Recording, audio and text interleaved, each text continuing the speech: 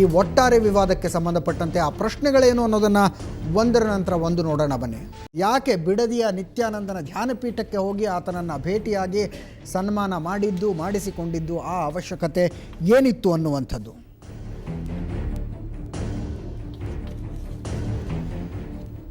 ಒಂದು ವೇಳೆ ಆ ಭೇಟಿಯ ಸಂದರ್ಭದಲ್ಲಿ ಆಶ್ರಮ ಉತ್ತರಾಧಿಕಾರದ ಮಾತನ್ನೇ ಆಡಿರದಿದ್ದರೆ ನಿತ್ಯಾನಂದ ಉತ್ತರಾಧಿಕಾರದ ಮಾತುಗಳನ್ನು ಯಾಕೆ ಆಡ್ತಿದ್ದ ಅನ್ನುವಂಥದ್ದು, ನಿತ್ಯಾನಂದನ ಜೊತೆ ಉತ್ತರಾಧಿಕಾರಿಯನ್ನಾಗಿ ಆತನನ್ನು ನೇಮಿಸುವ ಬಗ್ಗೆ ಚರ್ಚೆಯೇ ನಡೆದಿಲ್ಲ ಅನ್ನೋದಾದರೆ ಆ ಪ್ರಶ್ನೆ ಹುಟ್ಟುಕೊಂಡಿದ್ದೇಕೆ, ನಿತ್ಯಾನಂದ ಅದನ್ನು ಯಾಕೆ ಆಡ್ದ ಅನ್ನುವಂಥದ್ದು.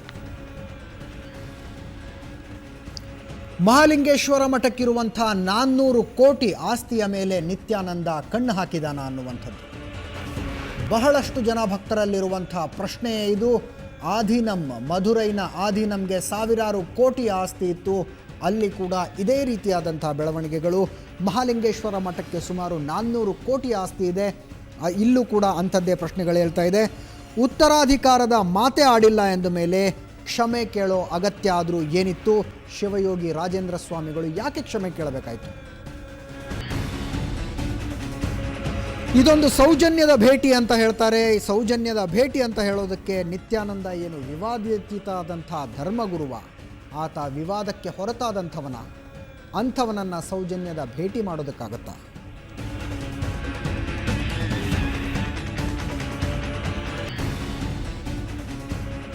ಭಕ್ತರ ಭೇಟಿಗೆ ಬಂದಂಥ ಸಂದರ್ಭದಲ್ಲಿ, ಬೆಂಗಳೂರಿಗೆ ಬಂದಂಥ ಸಂದರ್ಭದಲ್ಲಿ ನನ್ನನ್ನು ಒತ್ತಾಯ ಮಾಡಿ ನಿತ್ಯಾನಂದನ ಬಳಿಗೆ ಕರೆದುಕೊಂಡು ಹೋಗಲಾಯಿತು ಅಂತ ಹೇಳ್ತಾ ಇದ್ದಾರೆ ಶಿವಯೋಗಿ ಸ್ವಾಮಿಗಳು. ಹಾಗಾದರೆ ಹಾಗೆ ಒತ್ತಾಯ ಮಾಡಿ ಕರೆದುಕೊಂಡು ಹೋದಂಥ ಭಕ್ತರು ಯಾರು, ಅವರ ಹೆಸರೇನು, ಅವರು ಯಾಕೆ ಕರ್ಕೊಂಡು ಹೋದರು?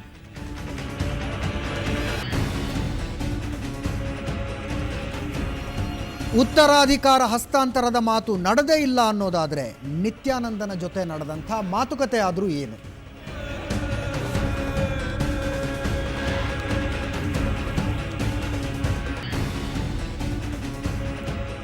ಈ ಒಟ್ಟಾರೆ ವಿವಾದದಲ್ಲಿ ನಿತ್ಯಾನಂದ ಸುಳ್ಳು ಹೇಳ್ತಿದ್ದಾನಾ ಅಥವಾ ಮಹಾಲಿಂಗೇಶ್ವರ ಮಠದ ಶಿವಾನಂದ ಶಿವಯೋಗಿಗಳ ಸುಳ್ಳು ಹೇಳ್ತಿದ್ದಾರಾ?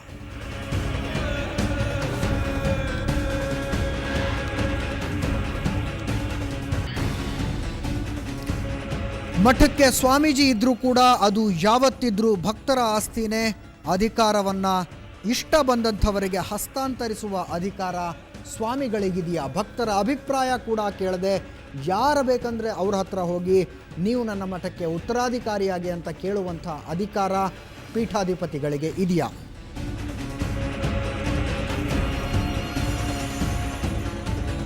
ಹತ್ತನೆಯ ಪ್ರಶ್ನೆ ಅತ್ಯಂತ ಪ್ರಮುಖವಾದ ಪ್ರಶ್ನೆ. ಇಡೀ ಸಮುದಾಯ ಕೇಳ್ತಾ ಇರುವಂಥ ಪ್ರಶ್ನೆ, ಇಡೀ ಲಿಂಗಾಯತ ಸಮುದಾಯ ಕೇಳ್ತಾ ಇರುವಂಥ ಪ್ರಶ್ನೆ. ಪ್ರತಿಷ್ಠಿತ ಲಿಂಗಾಯತ ಮಠದ ಉತ್ತರಾಧಿಕಾರಿ ಆಗೋದಕ್ಕೆ ನಿತ್ಯಾನಂದನಿಗೆ ಯೋಗ್ಯತೆ ಇದೆಯಾ? ಈಗ ಒಂದು ದಯವಿಟ್ಟು ಕ್ಷಮಿಸಿ, ನಾನು ಮಾಧ್ಯಮದ ಮೂಲಕ ರಾಜ್ಯ ಜನತೆಯನ್ನು ನಿವೇದನೆ ಮಾಡ್ಕೊಳ್ತಾ ಇದ್ದೇನೆ. ನಮ್ಮ ನಿರ್ಸೋಷಿ ಆತ್ಮೀಯ ಶ್ರೀಗಳು ಅವರೊಂದು ಸಲಹೆಯನ್ನು ಏನು ಕೊಟ್ಟರು ಅಂತ ಅಂದರೆ, ಇಲ್ಲ ಅವರು ಸ್ವಾಮೀಜಿಯವರು ಲಿಖಿತವಾಗಿ ಕೊಟ್ಟಿದ್ದಾರೆ, ನಾನು ಯಾವುದೇ ರೀತಿ ಆ ಥರ ಆಫರನ್ನು ಮಾಡಿಲ್ಲ, ಅವ್ರನ್ನ ಉತ್ತರಾಧಿಕಾರಿ ಅಂತ ಕೂಡ ಹೇಳಿಲ್ಲ ಅಂತಕ್ಕಂಥದ್ದು ಕೊಟ್ಟಿದ್ದಾರೆ, ಅದಕ್ಕೆ ಬೆಳೆಸ್ಕೊಂಡು ಹೋಗೋದು ಸರಿಯಲ್ಲ ಅಂತಕ್ಕಂಥ ಅಭಿಪ್ರಾಯ ಕೊಟ್ಟಿದ್ದಾರೆ.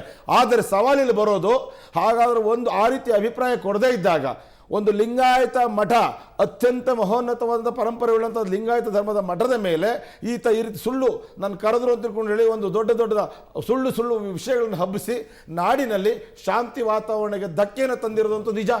ಈಗ ಡ್ಯಾಮೇಜ್ ಆಗಿರೋದು ನಿಜ. ಆ ಕಾರಣಕ್ಕಾಗಿ ಇಂಥ ಒಂದು ಚಲ್ಲಾಟವನ್ನ ಒಬ್ಬ ಸಾಮಾನ್ಯನಾಗಿರ್ತಕ್ಕಂಥ ಒಬ್ಬ ಅಯೋಗ್ಯ ಸ್ವಾಮಿ ವೇಷ ಹಾಕೊಂಡು, ಕಾವಿ ಬಟ್ಟೆ ಹಾಕೊಂಡು ಈ ನಾಡಿನಲ್ಲಿ ಶಾಂತಿ ಭಂಗಕ್ಕೆ ಮತ್ತು ಭಾವನೆಗಳನ್ನು ಹರ್ಟ್ ಮಾಡ್ತಾ ಇರೋದಾದ್ರೆ ಅವನ ಮೇಲೆ ಯಾಕೆ ಕ್ರಿಮಿನಲ್ ಕೇಸ್ ಮೊಕದ್ದಮೆ ಫೈಲ್ ಮಾಡಬಾರ್ದು? ಸರ್ಕಾರ ಕ್ರಮ ತಗೊಳ್ಳಬಾರ್ದು? ವೀರಶೈವ ಸಮಾಜನ ಕೆಣಕಿದಾನೆ.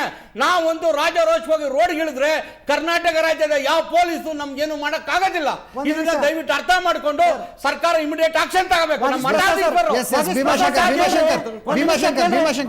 ಒಂದು ಸಣ್ಣ ಬ್ರೇಕ್ ತಗೊಳ್ಳೋಣ. ಬ್ರೇಕ್ನ ನಂತರ ಈ ಚರ್ಚೆ ಮುಂದುವರಿಯುತ್ತೆ.